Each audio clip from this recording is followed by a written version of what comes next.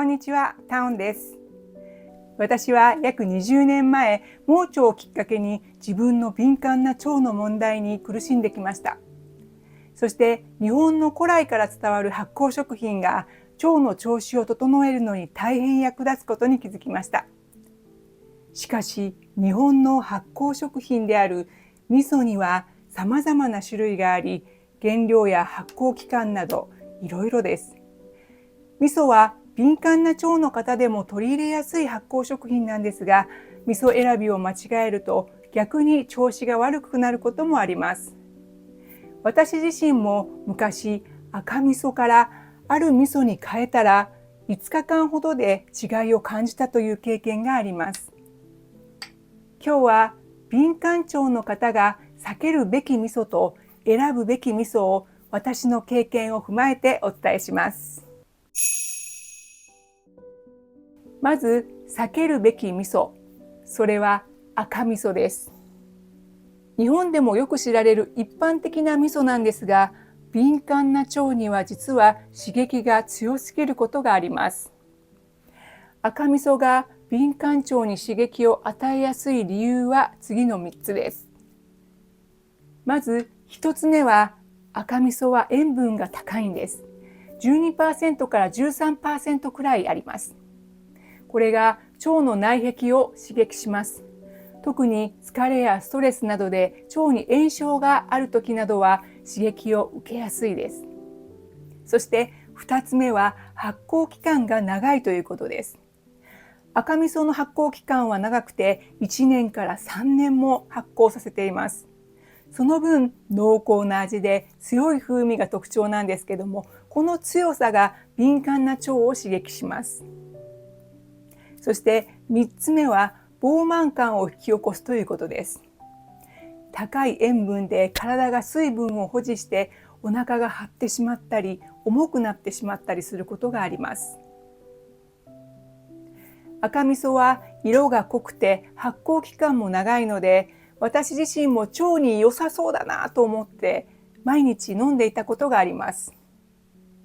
しかし逆に胃が重い、お腹が張るなど調子を崩したという経験があります。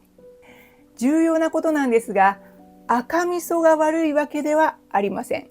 健康な腸には素晴らしい味噌なんです。でももしあなたが今敏感な腸になっていると自覚している場合は、今は避けた方がいいかもしれません。ではどんな味噌を選ぶべきか、私のおすすめは2種類あります。まず1つ目は白味噌です。白味噌は敏感な腸に最も優しい味噌かもしれません。特に下痢気味の人や腸に炎症を感じている人と相性がいいと思います。その理由の1つ目は、塩分が低くて 5% から 7% くらいなんです。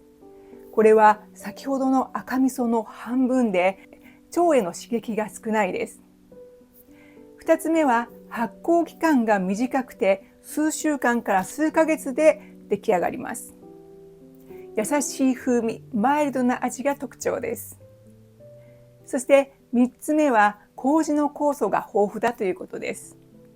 消化を助けて食べ物を分解しやすくします。おすすめの使い方としては、味噌汁はもちろんなんですが、生野菜との相性もいいんで、サラダドレッシングに混ぜるのもおすすめです。そして2つ目のおすすめは麦味噌です。麦味噌は敏感な腸の方にも良いですし、便秘に悩んでいる方とも相性の良い味噌です。その理由の1つ目は、食物繊維がとても豊富だということです。特に水溶性食物繊維であるベータグルカンが便を柔らかくして排便を促します。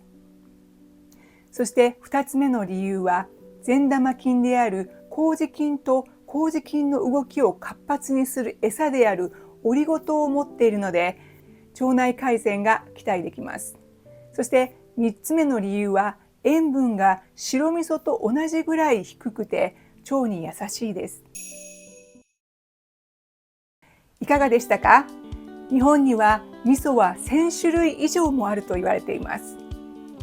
今日は敏感腸の方が知らないで飲むと腸に良いはずの味噌汁が逆効果になってしまうかもしれないというお話をしました。